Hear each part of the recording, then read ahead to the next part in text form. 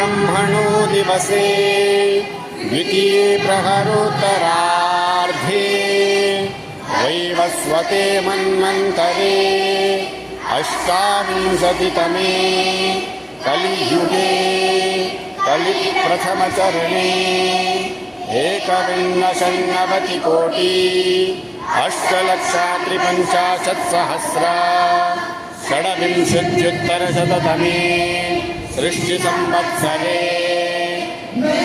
उत्तरद्विसहस्रतमे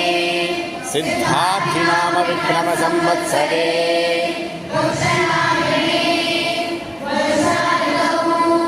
श्रावणमासे शुक्लपक्षे प्रतिपदायां तिथौ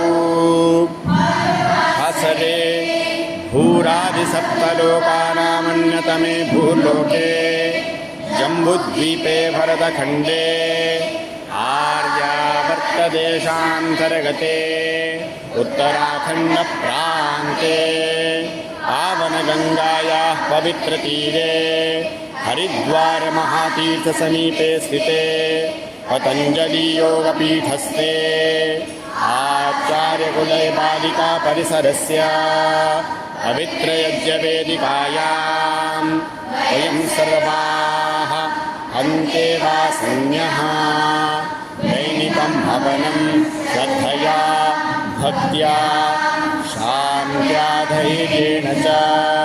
करिष्यामहे।